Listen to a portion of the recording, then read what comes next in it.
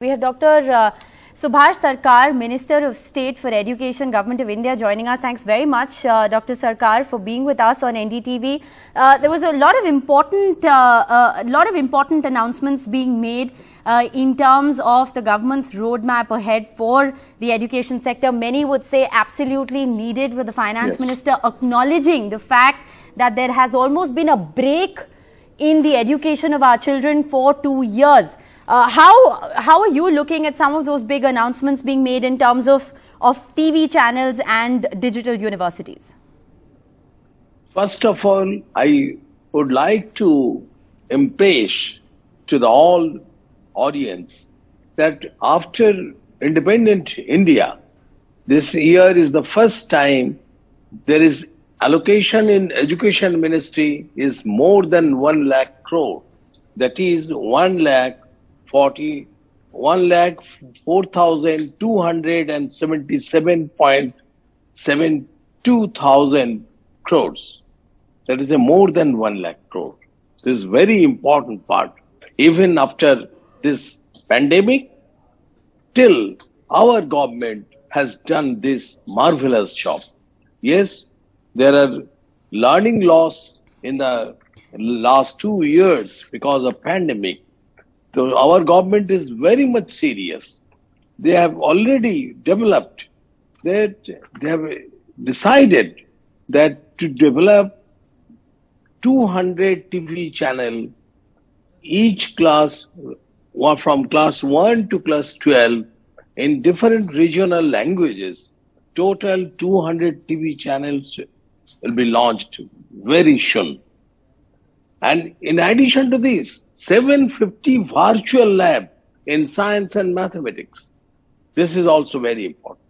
And for the skilling e-labs, 75 skilling e-labs will be, that is in the, and at the same time, digital university. And digital university will be such that will glorify all other institutes, definitely. And with the different Indian languages and ICT format. Yes. And that will be in the first time in India. There is a hub and spoke model. Right. This is the first time in India. And in addition to this, all the e-content will be improved much more. Yes. Dr. Sarkar, very important, to understand the fact that there is an acknowledgement from the government about learning loss in the last 2 years. We're putting out that graphic that you just spoke about, which is, an 18% hike in the budget for the education sector. And I think this is very, very welcome. But, the big question here is, can digital learning at a time when there is such a huge digital divide actually answer to some of the key questions at the moment, which is the fact that our children need to be vaccinated and they need to be sent back to school? Can digital learning in a certain sense really substitute classroom teaching in a country like ours where the digital divide is so real? Yes. Look, we are considering about the digital device, but at the same time, in every villages, there are the facilities of TV, Doordarshan, and we will teach through Doordarshan. And that's why 200 TV channels are being installed very shortly. And we are also thinking about the internet facilities even in the remote villages. There are the provisions in the budget. It has been mentioned. Right. In the remote villages, the internet facilities will be provided. Respectfully, sir, all of these things, like I said, very welcome that the government is acknowledging the learning loss and is looking at technology as a means to address it. But my question as somebody who's at the helm of affairs of education in the country, do you think that the focus perhaps needs to be on both things, which is putting our children back into the classroom? Because many educational experts argue that digital learning just cannot substitute learning in a classroom, physically with your peers. Yes. Our government is very serious on that. And you think that we are the #1 country.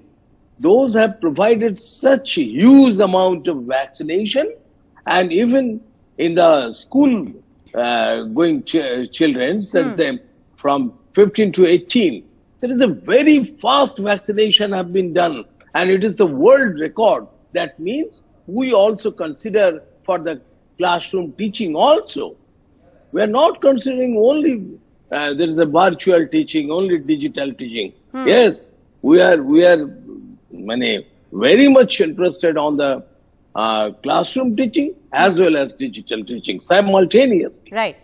To parents who are listening intently right now, there have been many questions on, as the economy opens up, we're quick to open our markets and malls, but schools seem to come last on the list. That's of course because of concerns of safety and the health and safety of children, which is paramount.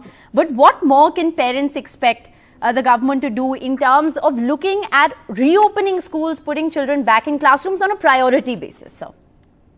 Yes, different states are considering for this, and they are going for the gradual opening of the schools. Right. Naturally, I hope so. The states will decide because education is a concurrent subject. Yes. Naturally, state has to decide, and yes. we have already sent the advisories in different states. All right. Well, thank you very much, Dr. Sarkar, for speaking with NDTV. It's a huge push as far as education is concerned in the Union Budget 2022. Like Dr. Sarkar was elaborating as well, over 1 lakh crore being allocated, an 18% jump in the education budget in the last 1 year. And this, of course, many would say is very timely and much needed at a time when the learning loss in India, especially given the digital divide, has been huge.